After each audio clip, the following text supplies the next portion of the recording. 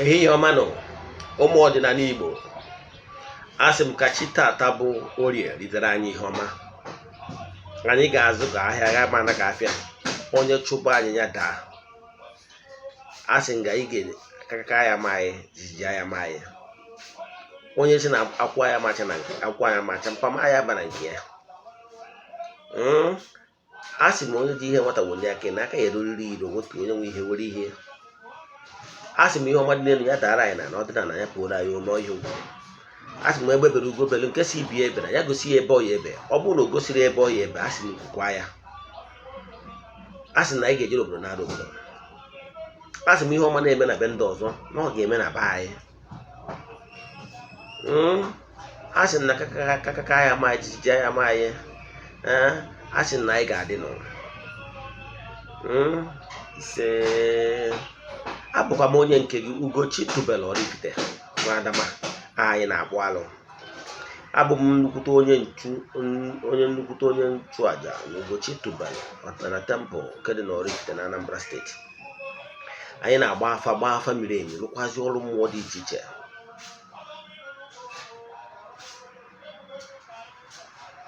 Na Ugochi tubelu na temple anyị na-agwụ mmadụ ọkpa n'ala.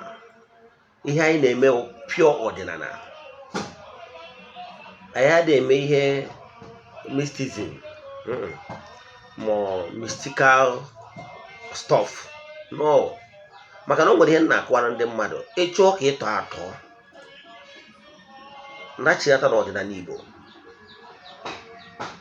Ọdịnala Igbo nwere the principal laws that will never allow you to step on toes. It must be natural. Follow the natural laws that governs the universe. Keyword in Dogologo. Don't step on toes. Bachara anya here sa na anya si ka imejọ mmadụ. Maka na imecha ya, what goes around comes around. In ọdịnala Igbo, we believe in karma. We believe in what is written in akwụkwọ ndị ụka ọbịa, nke ha nwere ike ịgụrụ ya n'ụlọ ụka. Galatians 6:7. Now God can never be mocked. Whatever you sow is what you reap. But in ordinary Igbo, it's principle. Now whatever you sow is what you reap.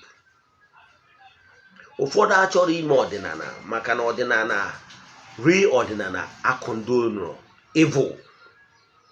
Real ọdịnala akondonro mmadụ bastardize the morals.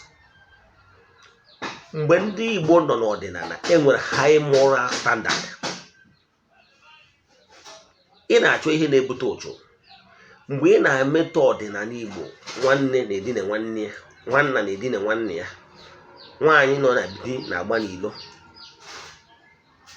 ị na-eke ime, ụmụ ihe niile a na-eweta negative energy, na-eweta ụchụ. Ụchụ gbawazie gị ụzọ mkpọchie, onye kwe gị nkwa ọma enye gị. Ihe ọma ọbụla ị na-achọ ọkpọchie, ị na-ajụ ebe ụchụ si. Ụfọdụ ndị ada afọ ụdị ije gwa ha sị na ancestral cause, ọ bụrụ ya ihe ndị kịta na-eme wọtụ nọ ndị Gboo sọ nsọ. O nwere ihe ndị Gboo melụ kpacha anya si ka eme ihe ọjọọ. Ọ na-agbụrụ a ka a na-eme ọtọnọ. Ịghọtara ya? Ọ na-agbụrụ a ka a na-eme ọtọnọ dị iche iche. Ịghọtara ya? So nke a ihe nne ji dị iche ụbọchị m na-akụzi gbasara negative energy ụchụ part 2. Ịghọta akụzibugo m ya mgbe jee chọọ my videos, gaa na my YouTube channel. Ị ga-enweta ihe mgbe nkụzi gbasara ụchụ. Ihe ụchụ na-eme mmadụ ebuka. Mana ihe m bịara ịkọwa n'ụbọchị taa bụ enwere ọtụtụ ndị mmadụ, maka na ndị ka m si kwuo, my mission is actually to help people live better life.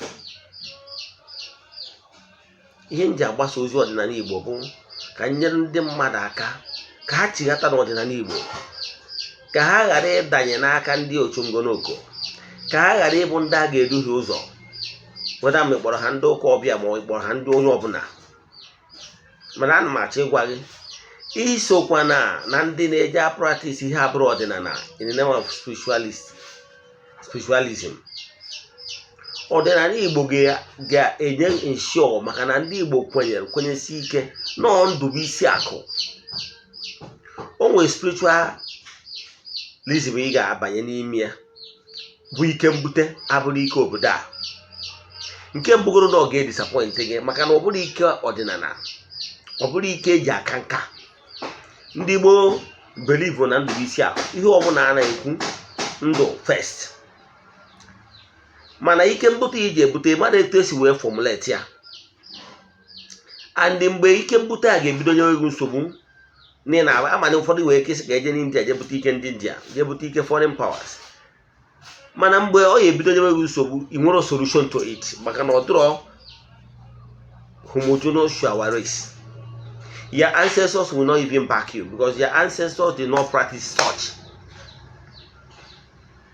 Ka nkọwara ihe kwesịrị ịma n'ọdịnala Igbo. Ana m ekwu na-ekwusi ike ihe ị ga-ama. Ihe Ugochi tubelu ọdịnala temple stand for. Ihe anyị na-agwa ndị mmadụ, anyị na-eme oke awele, yes, mana oke awele anyị na-eme ewe akụ awele bụ na ndụ bụ first. Anyị anaghị eme oke awele to step on toes bata nwechi. Anyị adịghị eme oke awele ihe nwere negative effect because na mụ na onwe m bido echi Sunday 11th and 18 akụọ m ọnụ abụrụ m onye nze. Mana apụta na ndụ adịka nnukwute mkpa. Maka be echezọ maka ndị enyi m nọ na 11 October echi ka na-echiri ụmụnna m ọzọ. The 18th echizie m general n'ọnụkwụ niile dị n'Oraifite wee bụrụzie onye nze ọzọ Eze-Ana, the highest ọzọ rank enwe n'ala Igbo. Ihe anyị na-atụ umuzu 9. So mana ihe nyiwe maka ekwube taa bụ ihe nna akwara ndị mmadụ ịbịa ka mgbalụ afa mma ebu ụzọ nyochaa ihe dị n'ụzọ gị, nyochaa ma o nwere ụtụ dị n'ụzọ gị, o nwere negative energy dị n'ụzọ gị, nyochacha ihe niile dị n'ụzọ gị. Onwe mmụọ ndị a ga-esetụrụ, onwe ndị a ga-awara ọjị awara ọjị, onwe ndị a ga-eme udo ka gị na ha kwụrụkwa eme udo. Emesịa na a na-esi na ụlọ mara mma ka those entities of power asọgbu ya chi ya ancestors ka ha back ya gị. Enwe m kpọzie gị wee rụọ ọrụ yozie ha ka ha niile jikọta aka ọnụ wee gọzie gị maka na isetụrụgo ha. Ịghọtara ya? So that whatever that is yours will flow naturally because na alụgo gị ọrụ saa ụchụ. Ihe niile ihe negative energy dị n'ụzọ ụchaa, mmụọ na-agbawa ụgwọ chaa. Ọ bụghị ụlọ nke ime wuru ayọ ha chee ka enwechiri mma ịgụpụta ka esetụrụ ha. Ịghọtago? Obi adị ha mma. Emeghechala ụzọ natural things bụ nke gị abịakwute gị, mmụọ abak ya gị. Mmadụ ọbụla enwere ike ịnaghị oke, mmadụ enwere ike ịgbawa ụchụ maka ndị na-asị na ha bi na ya adị ebela nlọdụ na-ewere akara aka ha ọma eme n'ebe ị nọ. Ọnwụ na ibi na line na-asị na shọpụ na onye nwe ewu onye otu nzuzo na-ewu akara aka mmadụ ọma emezi n'ebe ị nọ. Therefore, you reap the fruit of your labor. Whatever you labor for, you reap it. No human being will stop you. Because that is natural. Anọrọ m n'aka mmere gị ihe bata nwechi. It follow natural process. Mana onye ọbụla achọrọ ka ịdị ndụ, we step on toes. Je gwọọrụ ọgwụ ego. Onye ka a na-akpọ oke awele, ọgwụọrụ ọgwụ agwụrụ maka ego. Ya bụ ọgwụ a enwere ike wetacha ụfọdụ ihe si n'ahụ mmadụ wee tinye na ya. Ya afọ and ọgwụ na-ebu onwe oge ọ ya ebidobido n'enweghị nsogbu. Onye ka nji agwa ndị mmadụ zere ihe ọbụla bụ oke ite. Ọ bụghị na mmadụ gwọọrụ gị ezigbote oke ite, o nwere ihe dị n'ime ya ọ ma agwa gị. Karịa adị m ekwu okwu nke anwa. Mana ihe anyị na-eme wụ natural process. Adịshọ na o nwere mmụọ nọ na be nna gị na-agbakwaghị emo ka ọ ga-abụ mgbe anyị ga na-ekwuzi na-arụ ọrụ favor ihu ọma na ebe ị nọ na ngọzi ga-eso gị ha si yes n'ọnwa anyị ka enye support ọ ga-asịrị onwere after effect. Now na ajụjụ ndị mmadụ jụrụ m n'ihe nji wee bịa n'ụbọchị taa bụ maka ndị bụ ndị enyi m. Ekwuona m na ndị ọbụla bụ ndị enyi m ha na m akọrọ ha ọfọ. O nwere ndị bụ na every month ọbụla ha ga-asị gboro mmụọ anụ, ha ga-esi ndị ego si gboro mmụọ anụ chụọrọ ha aja chụọrọ chi ha aja. O nwere ndị na-eme ya ndị na-eto anụ ma agụrụ ha ọfọ kwa ụbọchị kwa ụbọchị. Nwee ndị bụ ndị enyi anyị ndị gburu mmụọ anyị ji apụ na-apụ anụ nọ na tempụl, anyị na-erota ha. Ndị kụrụ mbamba na tempụl, anyị na-erota ha. Ndị anyị rụrụ ọrụ mmụọ dị iche iche, anyị na-erota ha. Na-erotakwazi ndị na-eche ihu na isi, na-erota Ugochi tubelu ọdịnala tempụl, na-agụ ọfọ for 21 days. M gwara ndị mmadụ ka esi agụ, mma akụwakwa bifo vidiyo agwụ. Na-agụkwazi ọfọ maka ndị n'ụzọ pụrụ iche, ndị na-enyi m na ha na-enecha vidiyo m, ha eshie ya to their friends. A sị na Chukwu okike ga-edebe ụlọ. Onye fụrụ ihe ọma wee sị ka o rute nwanne ya aka, ka nwanne eso gelu. A sị m ka mmụọ niile anyị na-egburu anụ na-agọrọ ọfọ na Ugochi tubelu ọdịnala tempụl gozie unu niile. Viewers all over the world, ihe ị ga-emere nwanne gị wụ nweta vidiyo Ugochi tubelu Oraifite, share ya nwanne gị, ka nwanne gị wee pụta ihe, maka na ọ nwere ngọzi sienụ. Ihe mbịa ka nkụwa n'ụbọchị taata bụ ihe ị ga-eme maka ndị na-abịa. Nwe ndị na-abịa na my WhatsApp si na ha enwere ego, true na ha enwere ego. Adị m ekwu maka onye nwere ego mana ọ chọrọ igburu mmụọ su ya anụ. Ihe Ugochi tubelu ọdịnala tempụl na-eme, ha adịbadị m agwọ ọgwụ. Ihe m na-eme bụ agbasịa afọ mara ihe dị n'ụzọ gị. Onwe mmụọ na-anaghị oke, onwe mmụọ si n'ukwu nne gị ma ikwu nna gị na-anaghị oke, esetụrụ mmụọ dị n'ọfụ, denụ gwa gị ihe ị ga-eji wee setụrụ mmụọ niile ha, mee udo n'etiti gị na entities of power that follows you. Kwubie erughị okwu ka ihe ọma na-emere gị. Ọ ihe anyị na-eme na onye ka anyị wee bụrụ nnukwute onye nchụaja, bụrụ dibịa. Ịghọtara ya? So ihe na-achịkọwa bụ ihe ị ga-eme ewu. Ọ bụrụ na ịbụ onye ijiri ego iji alụ ọrụ, ọ bụrụ na iji ego gburu mmụọ anụ, it will make it faster for favor gị iru aka. Ịghọtara ya?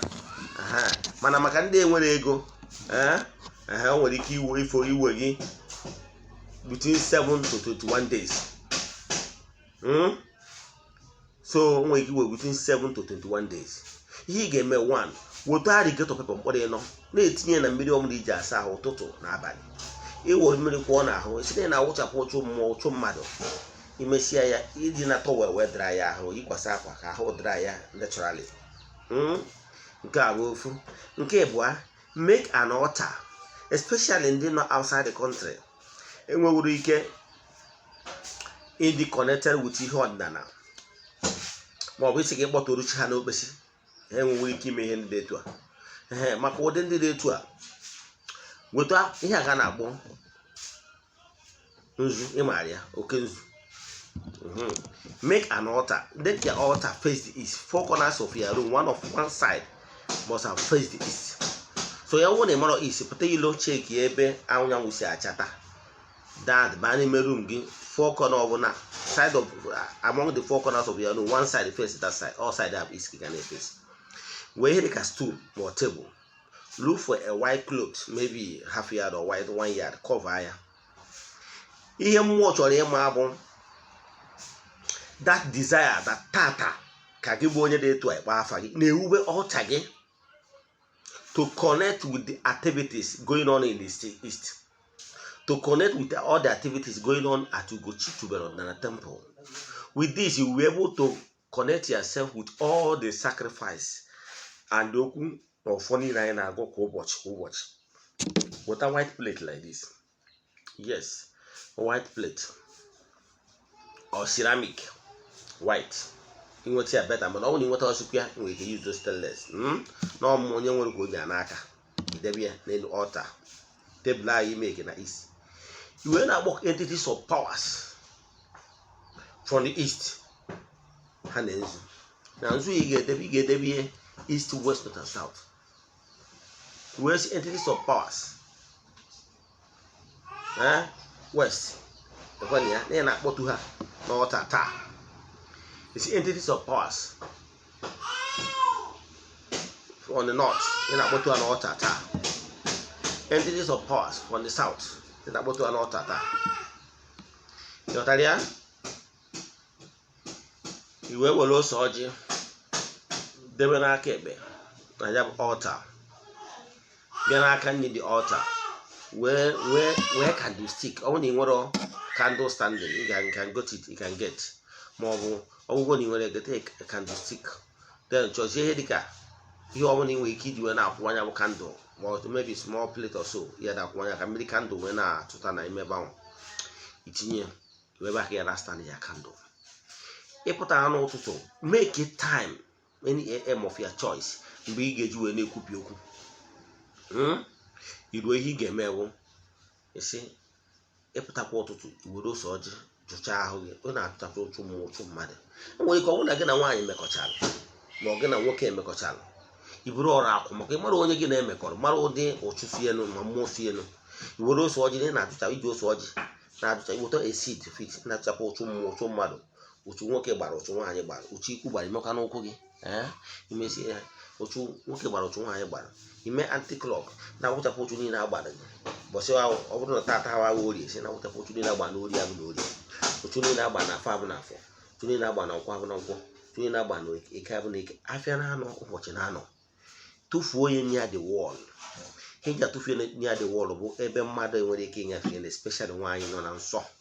Nke nwaanyị nọ na nsọ gafee ya mebie the prayer. Remember that seed is still carrying your prayer. Ghọtara ya? Tụpịa na akwụ wall. Iwe gwa ị nwere ike seti alarm. Example no 6 AM ka ị ga-ebili ikpebiri. That 6 AM you must be coming to your altar by 6 AM for 21 days. Iruo ibe na ya edo ahụ emunye ya candle. Si entities of power si ekenekwa m ụnụ ụtụtụ ọma nọ. Ịkpa afa gị. Example mụ nwa Ugochi tubelu Oraifite abịakwa nka nkene ụnụ maka nchekwa ihe ụnụ na-emere m, na-ayọkwa ụnụ ka ụnụ gọziere m ụbọchị taa. Ikene ha maka nke ị mere eme, yọkwazie ha ebe ọnwụ isi na emejọ ha gbaghara gị. Imechaa nke anwa iwee yọọ ha biko ha gọzie gị, yọọ ihe niile ị chọrọ for the day. Yọchaa ha iwesị ha duru jee, ha duru nata. Iwee kwubizie okwu na ihe ọma ga-emere taa. Positively speak into the creation that today ihe ọma ga-emere gị. Ikwucha ihe ọma niile chọrọ ime chọọ ka o meere gị n'ụbọchị ahụ. Ikwuchie si onye ọbụla sị na ihe a agaghị emere gị etu isi wee yọọ ihe niile o zuru ya na chigharị azụ. Ikwubichazi okwu ọnya ka ndị ụka na-akpọ back to sender. Ikwubichazi okwu anwa iwee kwuo na ihe niile na-ayọ ya na-afa Chukwu okike abịa ma sị ịghọtara ya. Ikwucha ya iwee jebe ahịa gị ma ọ jebe biznes gị, jee n'ihu ọrụ gị. Ịbatakwa na mgbede o nwere ike ụfọdụ n'ime inweta ihe ndị ụfọdụ ndị nwere example na ịyọrọ otu ihe na-abụ ma ọ bụ ịtọ inweta ịbụa ma ọ bụ na ịnwetara ofu ịbụa. The other one karịkwa ya over. Ịbịakwa ikene ha sị ejekwa m n'ụbọchị taa, eletakwara m ego, enwetakwara m onye nchọjere, enwetakwara m ya, o nyekwara m ihe m chọrọ, mana na nke ọzara m enwetara ọkụ ya.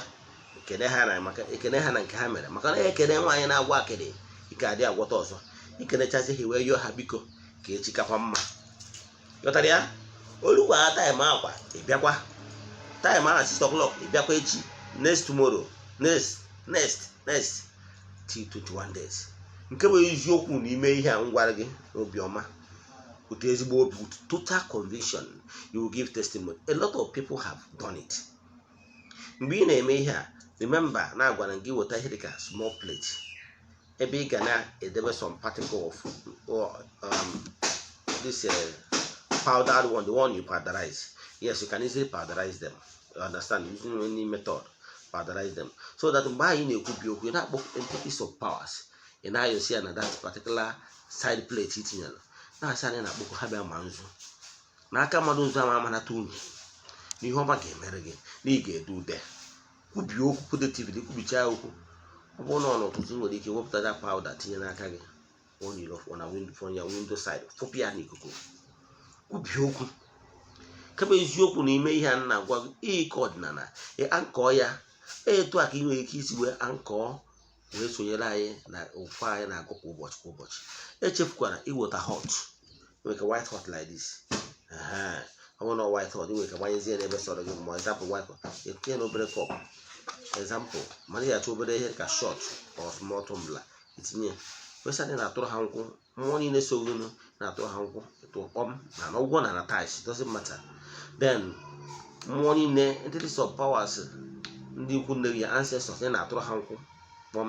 Na-enye ha nkwụ ọkụ ka ike wee dị ha wee na-alụ ọrụ. Ha mee ka ị na-apụ ọkụ.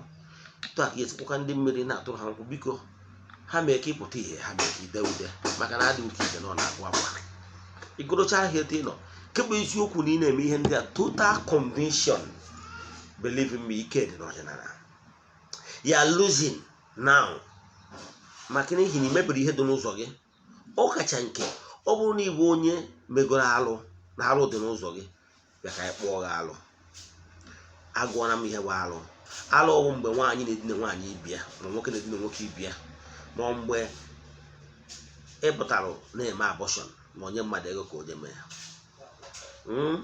ma mgbe ije na-edina nwunye mmadụ nwaanyị nọ na di ma ọ na-edina nwunye nna gị ụmụ ihe ndị a bụ ihe ọ ga-agba ọgwụ n'ime akpọ gị alụ kwuo na ihe a n'imekwa onye mana ede sọn n'ime emezi ọzọ n'ihu Aja-Ana imezi ihe na-etu a ka ị nwere onwe ka ụchụ na mana imezikwanye ọzọ ihe a bụ negative energy na blọkụ ndị mmadụ negative energy nwere ike ọ dị n'ụzọ gị agba afọ elu gba afọ na agbatacha gị n'ụzọ alụcha ọrụ ihe na-ebe aka na-ebe mkpọsị na eburu ụzọ kpụpụ alụ ga-eme ka radiation of grace nwee ike flow down to you.